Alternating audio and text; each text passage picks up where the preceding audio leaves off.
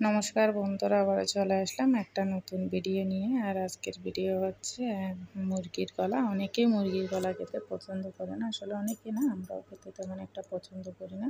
তরকারিতে দিলেও ভালো লাগে না, আর অন্য কিছু করলেও ভালো লাগে না, একটু কেমন জানি লাগে। তাই ভাবলাম আজকে একটু অন্যভাবে মুরগির গলাটা ভাজি করব, একদম মচমচে হয়ে যাবে। রেস্টুরেন্টে যেরকম চিকেন ফ্রাই করে ঠিক সেরকমই হয়ে যাবে। আর তার জন্য আমি মুরগির গলাগুলো একদম ছোট ছোট করে টুকরো করে কেটে ভালোভাবে ধুয়ে নিয়েছি। আর এখন তাতে দিয়ে দিয়েছি আদা বাটা সামান্য, আর রসুন বাটা সামান্য। আমি আসলে অল্প করে নিয়েছি, আর তাতে সামান্য 2 টুকরো মাংস নিয়েছি যাতে করে আমার মেয়ে খেতে পারে। আর এখন তাতে দিয়ে দিচ্ছি মরিচের গুঁড়া সামান্য, হলুদের গুঁড়া আর ধনিয়ার গুঁড়া।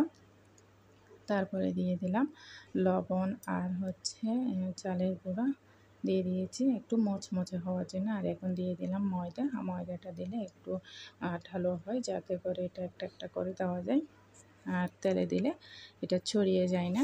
আর আমি একটু আগেই একটু মেখে নিচ্ছি, তারপরে একটু শুকনো হলে একটু জল দিয়ে মেখে নেব মাখো মাখো করে, যাতে করে আমি বড়ার মতো যাতে দিতে পারি।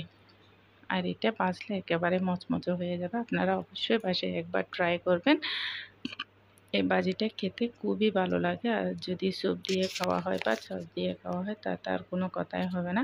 এই যে আমি মেখে কিছুক্ষণ ম্যারিনেট করে রাখবো, যাতে করে আমার মশলাটা মাংসের ভিতরে ঢুকে যায়। আর এখন কড়াইতে তেল দিয়ে দিয়েছি, আর তেলটা যখন হালকা গরম হয়ে আসলো তখন আমি তাতে একটা একটা করে দিয়ে দিচ্ছি। আর অনেকেই বলে আমাকে যে আমার কড়াইটা কালো হয়েছে, আসলে কড়াইটা কালো হয়নি, এটা হচ্ছে যে এই ধরুন এইরকমই কড়াই। আমি এটাতে সবসময় বাজি করে বলে এটা কড়াইটাতে অন্য কিছু করি না।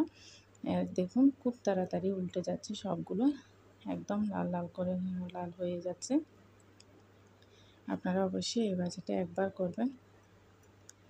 আমার প্রায় হয়ে এসেছে। আর পাশে আমি একটু স্যুপ রান্না করতেছি। আমার মেয়ে স্যুপ দিয়ে এই চিকেন ফ্রাইটা খেতে খুবই পছন্দ করে। আমার মেয়ে না, আমারও খুবই ভালো লাগে। একদম মচমচে হয়ে যাবে, মনে হবে না যে এটা চিকেনের গলা। এই যে আমার লাল লাল হয়ে গেছে, আমি এখন তুলে নিচ্ছি। আমি আগে অল্প ভেজে নিয়েছিলাম, সেগুলো প্লেটে নিয়ে নিয়েছি, আর এখন বাকিগুলো নিয়ে নিচ্ছি। দেখুন কালারটা কী ধরনের সুন্দর হয়েছে, খেতেও ঠিক সেরকম সুন্দর হয়েছে, একদম মচমচে হয়েছে। সবাইকে অনেক অনেক ধন্যবাদ ভিডিওটা দেখার জন্য। আপনারা অবশ্যই শেয়ার করবেন।